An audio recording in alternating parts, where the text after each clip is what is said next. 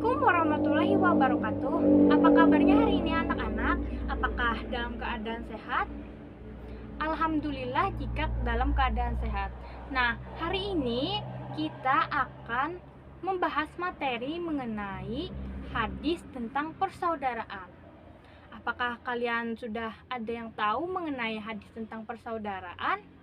Jika kalian belum tahu, mari kita bahas pelajaran tentang hadis tentang persaudaraan bersama-sama. Jadi, tujuan pembelajaran kita hari ini adalah yang pertama, melafalkan hadis tentang persaudaraan, yang kedua, menerjemahkan hadis tentang persaudaraan, yang ketiga, menghafalkan hadis terjemah tentang persaudaraan, yang keempat, menyebutkan isi kandungan hadis tentang persaudaraan secara benar melalui metode discovery learning dengan benar. Baik, langsung saja kita ke hadis yang pertama yang anak-anak. Di sini ibu akan bacakan terlebih dahulu hadisnya, yaitu al-mu'mina lil mu'mini kal bunyani yashuddu ba'dahu ba'don, yang artinya orang mukmin dengan orang mukmin yang lain seperti sebuah bangunan yang sebagiannya menguatkan sebagian yang lain. Lalu Nabi Muhammad SAW mengeramkan jari-jarinya. Nah, itu tadi ya hadis tentang persaudaraan yang pertama. Baik anak-anak, kita baca sekali lagi ya secara bersama-sama. Baik. Al-mu'mina lil mu'mini kal bunyani yashuddu ba'dahu ba'don. Artinya, orang mukmin dengan orang mukmin yang lain seperti sebuah bangunan yang sebagiannya menguatkan sebagian yang lain. Lalu Nabi Muhammad SAW mengeramkan jari-jarinya. Jadi, kandungan hadis yang telah kita baca tadi yaitu adalah disebutkan bahwa orang mukmin dengan mukmin yang lain itu digambarkan seperti sebuah bangunan. Nah, yang saling menguatkan. Hadis adalah perkataan Nabi Muhammad SAW. Perumpamaan di sini adalah bangunan.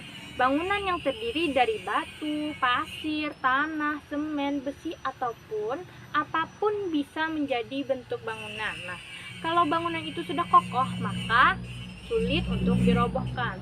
Nah, demikian juga seorang mukmin yang satu menjadi pelindung bagi mukmin lainnya, seperti satu tubuh. Nah, jika salah satu anggota tubuh kita sakit, maka anggota tubuh yang lain juga akan merasa sakit. Nah, misalnya ketika kita merasa sakit gigi, maka semua anggota badan terasa ikut jadi sakit. Oleh karena itu, sesama muslim kita harus bersatu. Sesama mukmin juga harus hidup rukun, saling bersatu padu, dan tidak mudah bercerai-berai karena dengan menjaga persatuan dan kesatuan umat Islam akan kuat. Nah, kita harus saling menguatkan satu sama lain. Sebaliknya, kalau tidak bersatu, maka terpecah belah. Dan kalau umat Islam sudah terpecah belah, maka akan mudah dikalahkan oleh umat lain. Dalam hal beragama, kita harus bersatu. Begitu juga dengan hal berbangsa dan bernegara, kita harus bersatu. Oleh karena itu, meskipun bangsa Indonesia itu sendiri dari berbagai suku yang berbeda-beda, kita harus bersatu. Dengan persatuan dan kesatuan, maka bangsa dan negara kita akan kuat, sehingga tidak mudah dijajah oleh bangsa lain. Sebagaimana pepatah mengatakan, bersatu kita teguh, bercerai kita runtuh. Nah, tadi kita sudah kan membaca mengenai hadis tentang persaudaraan, terus kita sudah juga membaca artinya, terus tadi ibu sudah jelaskan mengenai kandungan dari hadis yang kita baca tadi. Nah, terus apa sih hikmah dalam hidup persaudaraan itu? Sini ibu akan menjelaskan. Yang pertama yaitu menambah semangat dalam mengarungi kehidupan. Yang kedua, menambah sumber kekuatan untuk bertindak. Yang ketiga, menambah erat hubungan antara yang satu dengan yang lainnya. Yang keempat, menambah banyak teman.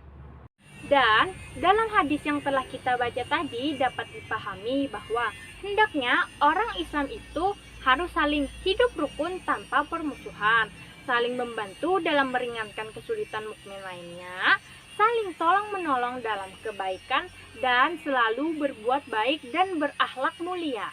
Nah, Tadi kita telah membahas mengenai hadis, kemudian artinya, kemudian kandungan dari hadis tersebut.